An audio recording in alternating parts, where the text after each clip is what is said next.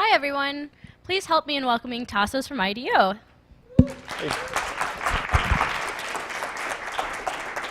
Hey guys. Oh, this is working great. Okay. First of all, thanks for coming. I know everyone's probably kind of needing sleep and pretty exhausted, so I'm glad you decided to show up. My plan for tonight is really just to keep this really lighthearted and just kind of like hopefully a fun talk that goes, just to kind of cover a few things from the design consulting world. The title itself, How to Hack Anything, obviously, I was thinking about, well, what's a good title based on this weekend's event? It felt like that's a good title. And when I sort of started thinking about this topic, basically, like, the first question that kind of comes to mind is sort of like, I don't know, it's basically this question, right? So, like, what's the definition of hacking? Everybody thinks about it very differently. I don't know if anybody in the room here wants to kind of just take a stab at like what you think of when you think of hacking. Anybody want to put their hand up and just kind of go for it? There's no right answers. Go for it. I feel like the first immediate thought is like trying to break into something or trying to dig into. And I don't know if anybody recognized that image that I started with, that sort of initial image. This is kind of a dated movie. This is called War Games. I think it came out in the 80s. It's one of these like classic movies. When I think of hacking, that's the first movie that comes into my mind. But what you were just saying is kind of spot on from what I heard from like other people in the IDEO office. I sort of asked this question through email, and I said, hey guys, what comes to mind when you think of hacking? And sort of it's everything from like, exploiting a flaw or a loophole to like breaking into something. And I think my favorite one is the last one, which is just breaking the warranty. And so it's kind of nice to sort of think about this sort of word and this behavior, and it takes on a lot of different meanings. The nice thing is, just from being here, like this was last night when I was looking at how many like really smart, talented people are here, like looking to kind of create a whole bunch of stuff. I stopped worrying about the definition. I was like, well, it's kind of happening this whole weekend. So you just kind of like look around, walk around every floor, and there's a version of it going on sort of amongst you guys. So rather than worry about the definition, what I decided to do is kind of just think about some of the parallels between IDEO, where I work, and sort of the behaviors that are happening here. This picture is just, one from a random workshop that we're having with clients in our office. It's sort of a relaxed environment, but there's plenty of sort of making, building, kind of thinking as you go that happens on a regular basis. I'd say the difference from walking around, we have maybe a bit more space than you guys have, even though you're sprawled out. Another sort of thing that we have an advantage of, we end up getting some fancy furniture, which is great. But also sleep. No one here is like sleep deprived, so we kind of get to do it in a way that's a lot more, I'd say, friendly. But like that said, so I wanted to just kind of talk about these main questions. So like a lot of this, obviously, I feel like I'm speaking to the choir to a certain degree, but I thought it'd be fun to just kind of look at it from a different perspective. So like, what can you hack? Why hack things as opposed to doing things in a different sort of way? Some tips and tricks that we kind of play with. And then just some trends that we're noticing with other design companies and ourselves, and just kind of share a little bit in a very relaxed way. I'll start off a little bit just talking about me. This is maybe a little bit of the personal, like how did I end up in the design world and doing what I do. So me, Tasos Karahalios, background is engineering and economics. I ended up at IDEO maybe over 10 years ago, and it's been a fun ride. So I've gotten to work on a variety of different projects, and on every one of those, you kind of find a certain way to prototype and build a variety of different things. This picture I really like because it's actually from a recent project I was doing in our Shanghai office, where I got the chance to actually sort of work with a whole different set of clients. And one of the things that really stuck with me from that moment was, like, even culturally, if you're building and hacking, there seems to be like this just universal language. Like in those offices, in our German office, you don't think about it, but everybody works very similarly, and you just kind of make things happen, and you just sort of kind of admire everybody else's skill set without having to really kind of get into very deep conversations about other topics. This is me when I was really little. I'm like 7 years old. Grew up in the suburbs of Chicago. Like many of you, I probably was like always curious about things. I had older cousins, and I used to sort of watch them and try to learn things from them. So one of my first experiences with a very sort of physical form of hacking, right? One of my cousins, he was really into candle making. So he was making these elaborate sort of colored candles, and I would sit there and he'd sort of show me what he's doing, try to get me to help him, and I got really jealous at a young age that how can he do this and why don't I know how to do this? So sure enough, I get up one Saturday morning, parents are asleep, I'm 7, I sort of I come down the stairs and I decide I'm going to go to the kitchen and make a candle this morning, right? So I look around, dig through all the cupboards, find all the little scraps of old candles, different colored bits, and I throw them in a frying pan, and I decide, all right, this is how you do it. So put the frying pan on the oven, light it up, and one of the quick lessons you learn as a little kid is, wax is actually very flammable. You didn't think about that? So I've got a flaming frying pan that I'm sort of wondering, oh boy, I got to do something, and I hear my mom waking up. She's running the stairs, and I can hear her screaming about smelling fire or something. So try to dispose of the evidence. And that's what happens, right? I wasn't thinking very clearly. I figured I'd just put this down the drain. No, wax doesn't go down the drain very well, so that was a fail. But I learned really quickly. As soon as I did that instantly, I was like, that was a really bad idea. I decided, well, let me put down the frying pan and clean this up before she gets into the kitchen.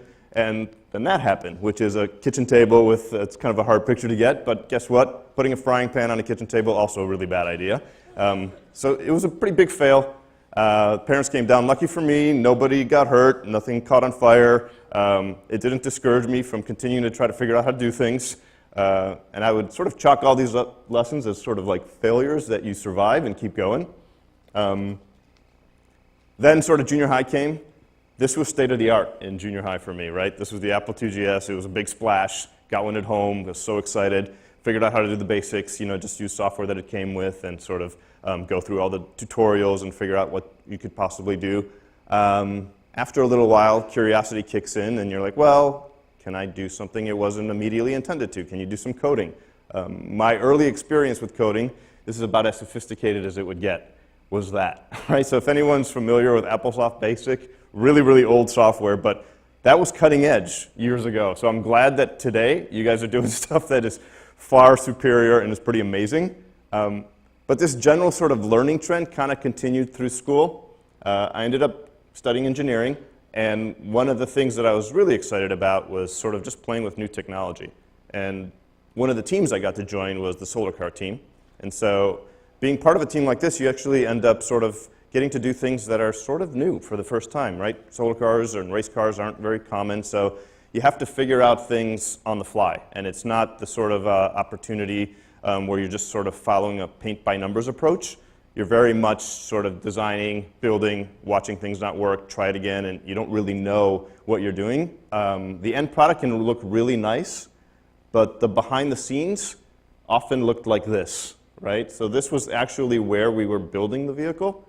And it's not so obvious what's going on here. If anyone's familiar with composites, when you build body forms, you have to put them in an oven, and you have to heat everything up to a certain temperature and keep it there for quite some time.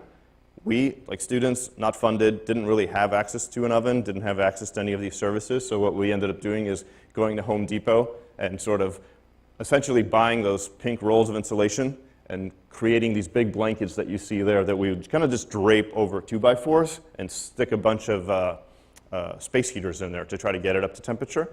It worked. At the end of the day, one of the lessons that kind of really stuck with me was even though the final product can look really sophisticated and really sleek and very impressive sometimes and work amazingly well, to get there, you kind of have to be super resourceful, and it's a really messy process at times. But at the end of the day, if you do things right, and maybe a little bit of luck helps too, you end up with something quite impressive.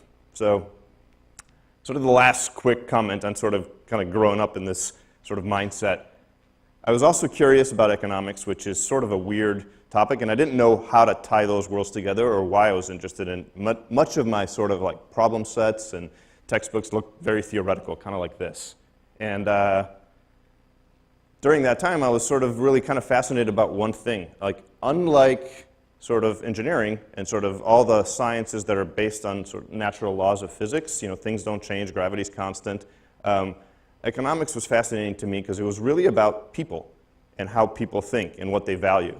When you have groups of people, it's sort of what societies value in terms of natural resources and how come people decide to pay for some things versus others. And although this was always taught in a very mathematical format, in reality, the understanding that unlike the engineering sciences, you could wake up the next day and if the whole world decided to value things differently, all of this changes. And so for me, it was a combination of sort of the engineering mindset of creating with new technologies and then combining that with just really learning about people and what they value. That's kind of been the way that I've sort of been throughout my career to date, been sort of thinking about projects and things that I get to do. Those are like the two main things that have come together that kind of help me think. I'm sort of lucky. These are a random assortment of people from IDEO in Chicago. I get to work with a pretty amazing group of people that are also kind of curious about the same things, like building, sort of making cool stuff, and understanding why people like it and how they use it and what's valuable to people. And so I sort of paused and I said, well, before coming here, I was like, I wonder, I haven't kind of thought about it this way, but what are the projects happening in the office right now in terms of a variety of stuff? And so we have everything from like new food offers, like creating new brands and seeing what foods are actually, or what brands of foods are going to resonate with people, to figuring out what omni-channel retail means for like very specific retailers and building out experiences for them, to health wearables, like everything from designing the physical product to actually doing the sort of interfaces and everything that goes along with it. So it's a pretty wide range of types of projects happening in just one office. And the one thing that they really have in common is that, you know, we're hacking and building and prototyping stuff on a daily basis for all of these projects. And it happens at a pretty fast pace. So it's kind of stuck with me that, at least from my perspective in the design world, like you can pretty much hack anything, whether it's a business or a service or an environment. And it's kind of nice to kind of keep that in mind. So that kind of leads us into the next sort of question, sort of like the why hack things. I'm sure there's like the obvious ones. Number one, it's fun. You get to learn. And there's a lot of reasons that you guys are here, motivated by yourselves and taking the time to do this. But one of the things that's been kind of an overarching theme when I thought about that question is you've all probably been in too many meetings where people are just talking, making lists, have a whole bunch of ideas, but it's never kind of getting beyond sort of that sort of ongoing, droning sort of list generation phase, or too much discussion.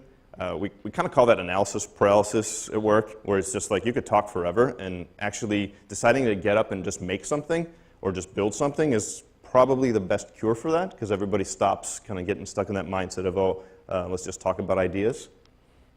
The three things, when I think about like why we hack, at least in our context, it's like 1 is to communicate ideas, 2 is really to learn, and like 3 is to think, right? And so on the sort of communicating of ideas, when you're trying to show things to users or to clients or to potential partners, like the most effective way is just build something and put it in front of them and let them play with it, let them see it, and that's going to get you so much further than any other discussion might with them.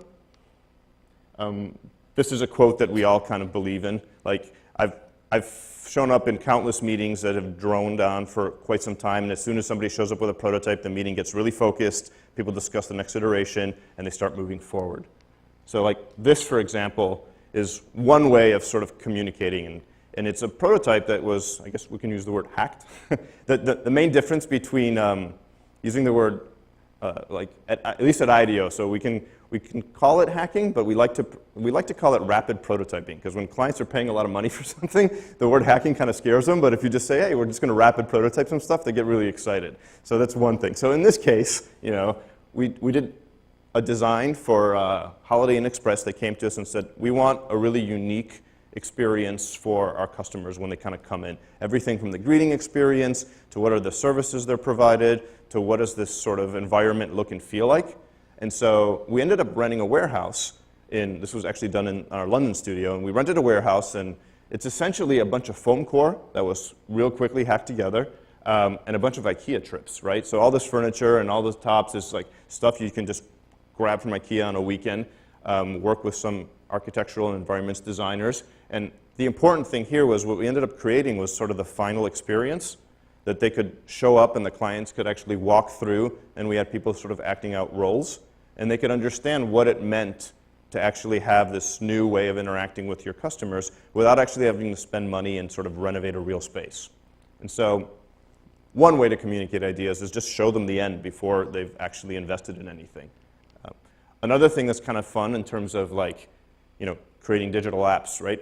One of the things that was happening, and this was a project where the toy lab was kind of trying to figure out, hey, we've got this idea for a dancing game for kids, and they were just talking about it, and at one point, one of the guys just decided, well, why don't we just kind of build something and see how it looks and feels?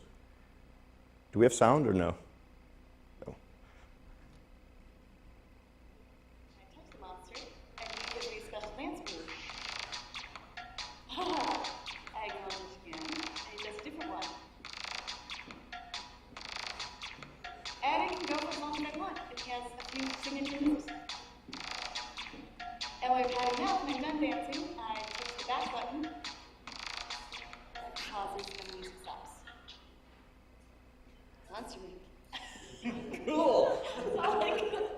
Come on, Sonic! Whoa! So what I like about that prototype, right, it was literally just, let's just make something with foam core videotape and make it feel real. And immediately, like, you could just do that in like 10 minutes, right, rather than having to build anything too intense. And the team immediately kind of understood what the intent was, and you can kind of move on from there, right? Another form of hacking, or another thing about hacking that is really important in terms of communicating, is just building consensus on a team. So we were designing a surgical handpiece for a company called Gyrus at the time. And it's basically one of these, it removes diseased tissue from inside your sinuses. And so we had experts from the surgical profession. They were all ENT experts. And we were sitting in one of the early meetings, and there was a lot of discussion. And it felt like everybody was talking about similar things, but because nobody really understood what everybody else was suggesting, it was really hard to move forward in the meeting. And one of our engineers just decided to grab some stuff in the room, right?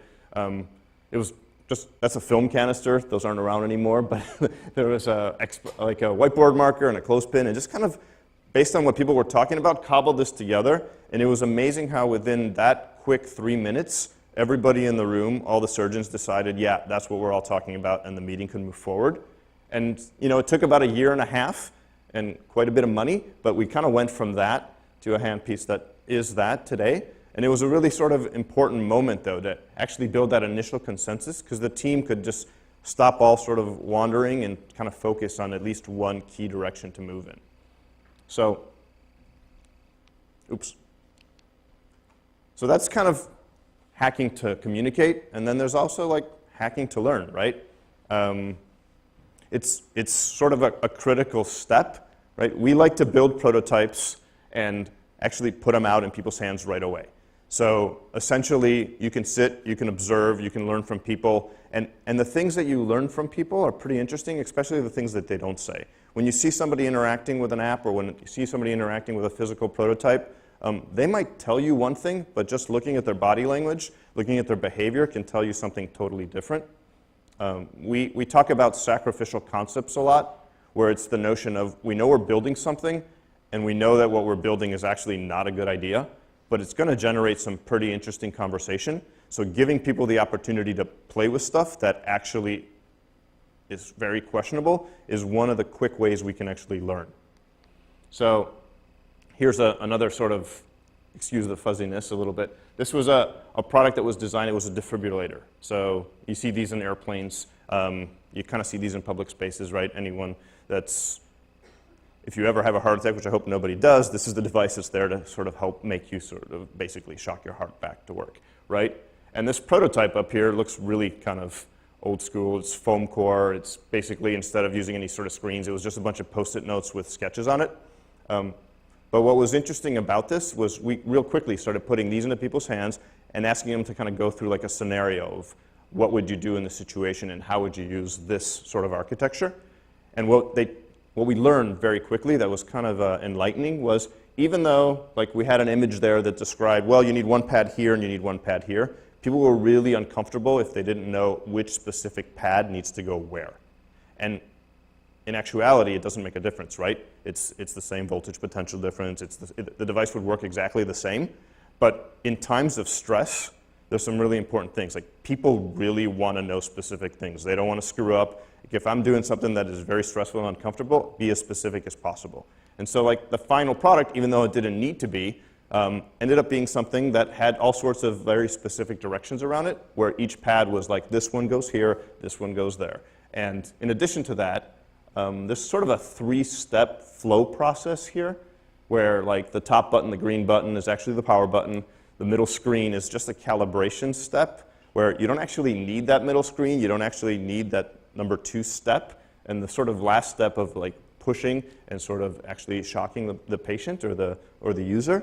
So we kind of created this model because we learned through like these early tests that people, again, in stressful situations, they like things to go in this 1, 2, 3, go mentality, right?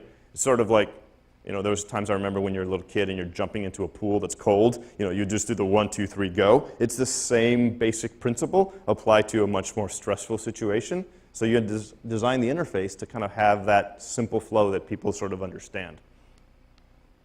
I'm sure you guys are all familiar with like failing and failing quickly, and that's one of the things we encourage. Like, actually, if we put prototypes out to users and they're a complete failure, that's a really big success moment for us. When you're trying to design a new product, a new service, a new sort of app, knowing what not to do early on is probably one of the most important things, right? You can kind of cut all the variations down and focus on the more successful paths. One of the ways we've been doing that these days, which this is really, really basic, but it's been working in ways that help teams in the early stages of research for projects, right? So we had a client that we've been working with where it's all about renovating your home, indoor and outdoor spaces. And one of the services that we were designing for them is basically some digital services and coaching apps that would enable you and encourage you to sort of consider different options. And so from day one, what the team ended up doing is, you know, we have an architect on staff, and we sort of got an understanding and went and saw the person's home and took some background images of their home and sort of understood their current style. And she started this process of essentially like making recommendations and just texting them to the person as if it was sort of an automated service and sort of asking for feedback. So like SMS texting as a quick prototype actually works really well as long as you kind of combine it with a context for a service that makes sense. And after a lot of this, and after sort of learning quite a bit from this, the team actually designed an app that actually works really well, and so that's in the field for a more sophisticated level of testing. But the early learning, this stuff is really sort of extremely influential in sort of how you start making your first design decisions. And so in this sort of why we hack category, the last thing that I was just going to mention is like, do it to think, right? Everybody has like a really, some people are extroverted, some people are introverted, some people think in very sort of unique ways. Over the years, I found that like building is really just another way of thinking, and kind of hacking and creating is just another way of thinking for people. Myself, I know that like if I've kind of sit in an environment too long, that's me trying to figure out how to design some new dishwasher interfaces. We had gone through maybe, I don't know, an hour's worth of brainstorms and another hour's worth of meetings with clients, and it was really sort of the point where you're sort of maxed out and your brain can't handle anymore. And at that point, it's extremely useful to just kind of show up in the shop and just get your hands working and your mind working differently. And so this process of, and I really don't know what I'm doing here, but it's just part of the way of sort of thinking through concepts, and you make decisions as you go. And by the time you're done, even though it might be a fail, you've kind of figured out that, you know what? Half of the stuff that we talked about, the brainstorm, doesn't make any sense. These 10 things kind of work if you combine them in a new way. And you kind of come out of this sort of mindset a lot richer in terms of what your next iterations might be. So on a more sort of current project, right? We've been dealing with steering wheels for a client, for one of the automotive 3. And one of the challenges is sort of, you know, help create an interface, both in terms of the physical interface and then the sort of the data and the flow of the data that happens on the cluster and the center panel of vehicles that helps define sort of the future of their vehicles. So it's funny when that's a pretty lofty goal, and we start always in really basic sketches, right? Like you're kind of just post-it notes, quick sketches, getting ideas down on paper as fast as you can. And then in terms of, you know, getting past this point, the next step is really a critical one where you're starting to think about it deeper. And so what you kind of see here is there's sort of 2 half images where you just grab your first sketches, and we're sitting in the shop building full-scale interactive steering wheels that are just foam core, just cobbled together. On the right-hand side, really someone just stuck a Post-it note on a foam core steering wheel model that we had made. And the idea is on the right-hand side, it's just a scroll wheel, right? So you're scrolling through information on a big scroll wheel, and then you have certain touch controls. On the left-hand side, we were exploring this idea of more of a joystick paddle shifter, where you would actually be able to go in levels, out levels, up and down, and toggle. And so the important thing that came out of this type of build was that the team quickly realized that the actual physical control has to pair intelligently with the data and the way that it's graphically presented. And so from step one, we quickly realized that the comms designers and the interaction designers really needed to work with the team to figure out what's the best way to present data and what's the best way to pair the two together. At the end, you end up with stuff like this. This is just a physical buck prototype. It's a life-scale prototype that we gave to the client where it's extremely interactive, right? So you can tell we ended up going with the paddle shift notion on this one. And so the data that was actually presented on screen was paired with that motion and enabled you to sort of understand that, if you push in, you're going deeper into a layer of data. If you toggle up and down, it's kind of scrolling through screens. But the point is, at least in terms of thinking, those early hacking sort of quick prototypes were instrumental to getting to this. So that's, at least from our perspective, when we kind of think about it, because we don't actually think about it in these terms on a regular basis, these seem to be sort of the main reasons we like to hack things. That said, I kind of just wanted to share some quick thoughts. These are just a couple few tips maybe and tricks of things that we do on a regular basis. This list could probably be 30 to 40 to 50, and I'm sure everybody could keep adding. I just picked up 5 that sort of stuck. Repurposing things. I'm sure you guys repurpose code on a regular basis. You can do it with all sorts of design projects. Making things physical that aren't intended to be physical helps quite a bit. Simulating things, acting it out, and sort of testing a business in an early stage.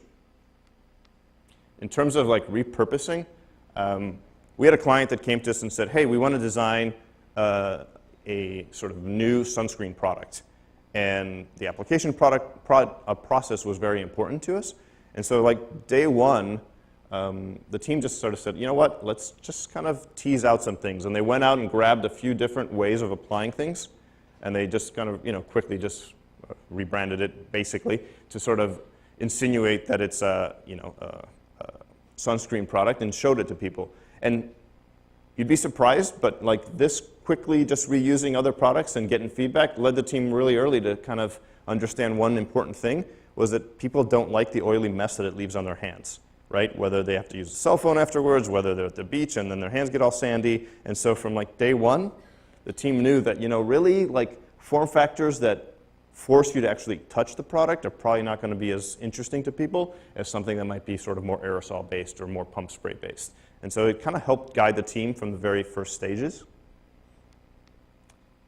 In terms of making things physical, we had a project where it was really important to understand, certain types of interactions with a large touchscreen and how you might navigate information. And so the team could have spent a lot of time to kind of run out there and try to source a large touchscreen, figure out, how to get the proper screen interface working and make sure that the sensitivity of everything in terms of touch control was appropriate. But that would take a while.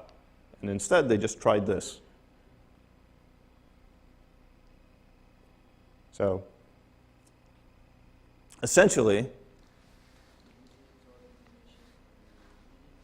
it's using Legos as sliders, printing out your screens, just using a plotter, and kind of creating that sort of very simple interface, actually within an afternoon gave you quite a few answers about what the touchscreen behavior was appropriate at this scale and what sort of information people wanted to sort of see.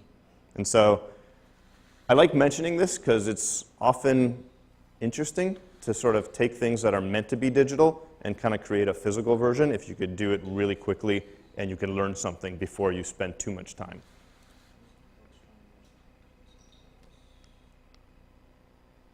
And then kind of a quick way to also sort of showcase experiences to clients. They come to us with a variety of different project asks, and most of our clients, they might imagine something, but it just ends up, like I said, on a list as a piece of paper that says, oh, I had this idea of, a wearable that in this context might give you information about some sort of, something you should eat that's healthy, right? And so you can talk about that. It doesn't feel at all very descriptive. Or you could just do a quick video prototype that's really basic, but kind of demonstrates that.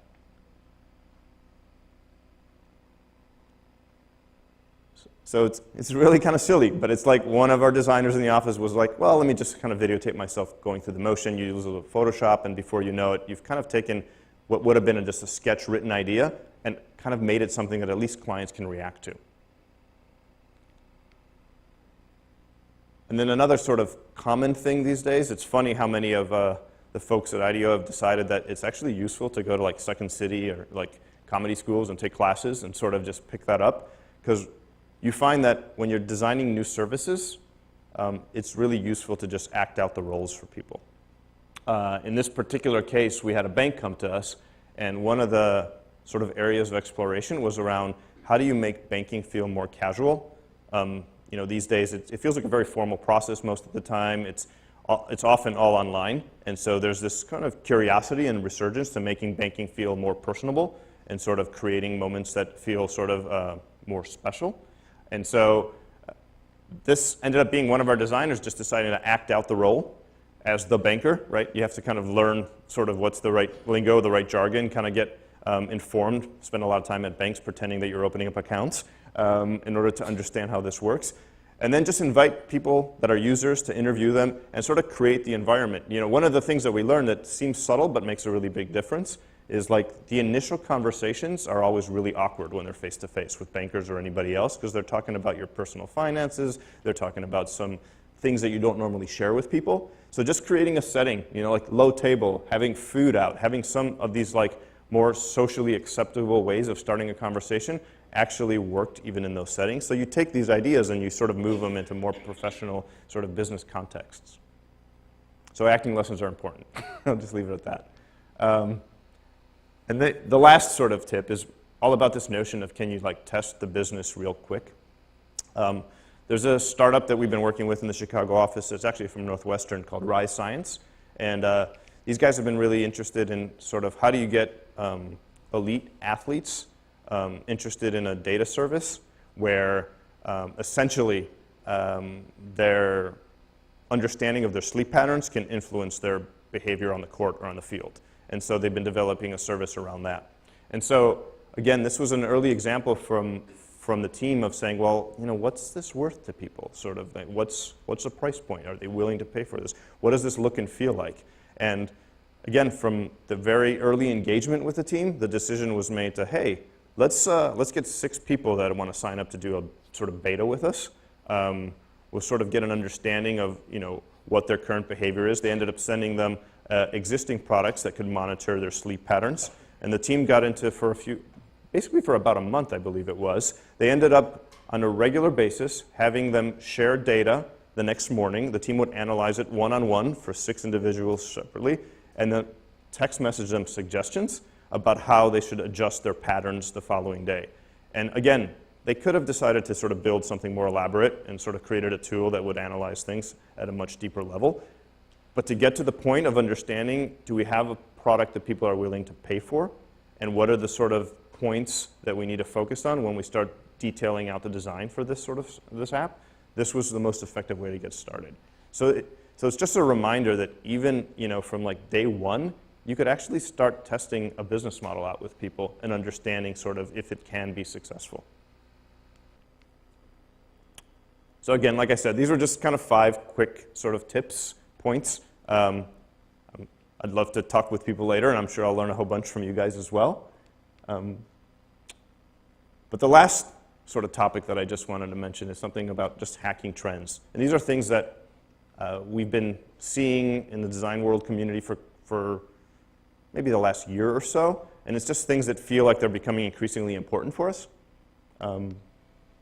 This notion of embracing software, for you guys, this is a no-brainer. For the design world, it's taken a little bit of time to understand, you know what? Hiring back-end developers is just like when we were hiring manufacturing experts to create products, right? The manufacturing experts and design consultancies aren't necessarily seeing everything through to the end anymore, but their experience and their understanding of how to get everything to market is extremely important in setting up projects and design projects in a way that can transition from one person to the next. So for us, we've been hiring back-end developers over the last 6 months to a year in the office that have been instrumental in sort of ensuring that we have the right partnerships in place, creating prototypes that are actually at a level that can be transitioned to a developer and not have to start from scratch again. But even sort of as a sort of more basic step for us, it's been understanding what tools already exist. Like these are like just quick apps that enable anyone who's not even into coding can start creating sort of a digital experience, right? And I don't know if you've used any of these, but the basic notion for many of these apps is you can kind of simulate a digital experience without any coding, and you can communicate an idea really quickly. Everything from hand sketches that you can animate and turn into an interface to sort of more detailed screenshots that you can sort of layer into a digital app or an online experience. So funny thing is, like, all our designers are using this stuff now, not just our interaction designers, right? Not just our people that are more comfortable with coding. Designing with data. People have been talking about that a lot these days. It's becoming another sort of focal point of things people are thinking about in the design consulting world. What you see here is just, we had a client that came to us and they wanted to understand what services they could monetize for understanding flow paths in building environments. So for example, like if there was a way that you could understand in this building, right? Like how often are certain rooms used and how many people are sort of floating between certain hallways and how busy certain parts of the building are, you could design specific services that would take advantage of that data. That was one of the asks that we were trying to deal with. And so what we ended up doing is we wired up a couple different companies in Chicago that we had close relationships with. They're small startups that liked us, so they didn't mind us popping in with sensors and putting them all over their offices. And they weren't very sophisticated. They were just sort of tracking motion and behavior. And what was interesting was we could collect a week's worth of data, a month's worth of data, and actually start imagining what services and what ways you could communicate this, and imagining ways to create this into sort of a valuable enough service.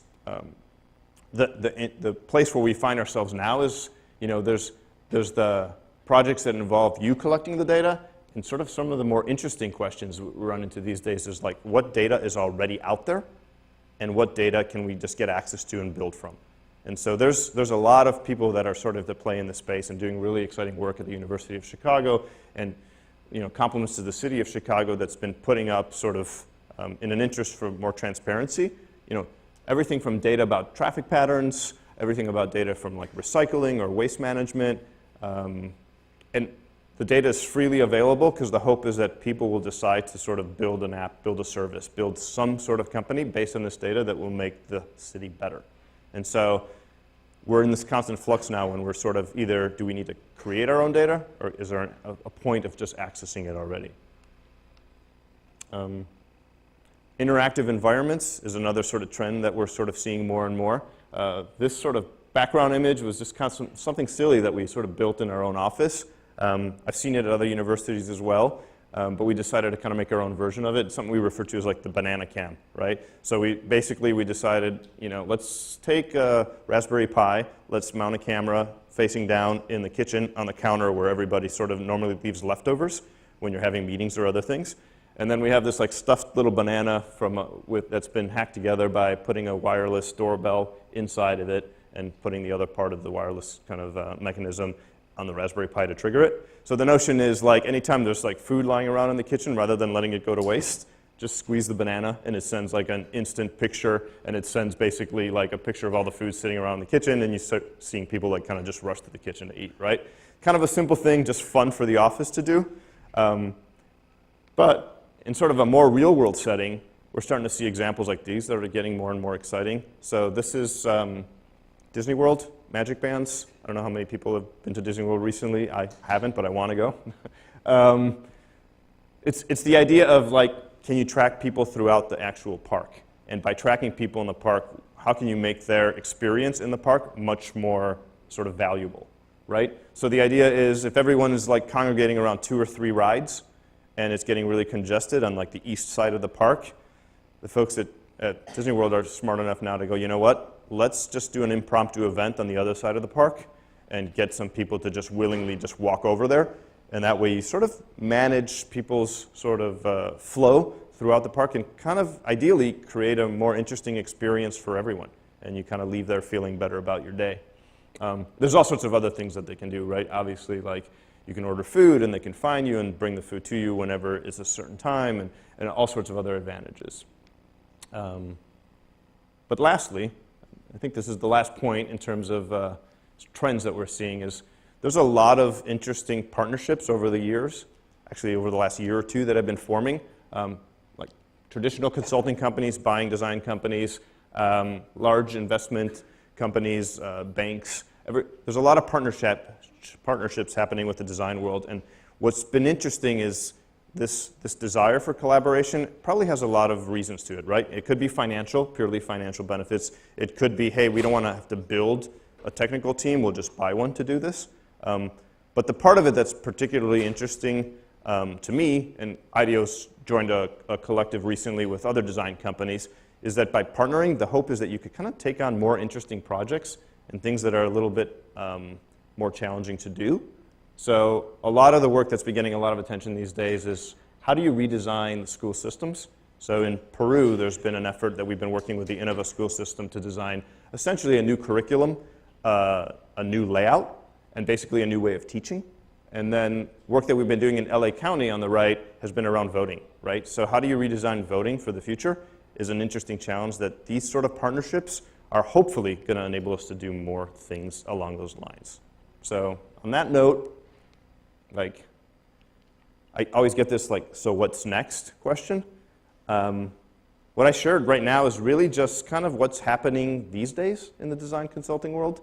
The what's next is kind of a great question, but I think the reason that I'm here and everybody's here is because that's what you guys are doing out there, and it'd be really exciting. Like, I'm looking forward quite a bit to tomorrow to see what everybody's coming up with, because I think that the parallels between how you guys work here and how design consulting companies are working these days with clients, there's quite a few similarities, and it's pretty exciting to just kind of see what you guys come up with. So on that note, that's all I intended to share.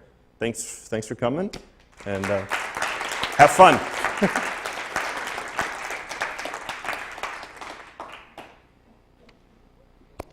If anyone's got questions, I'm happy to take them now, or just you can grab me afterwards. So, thanks.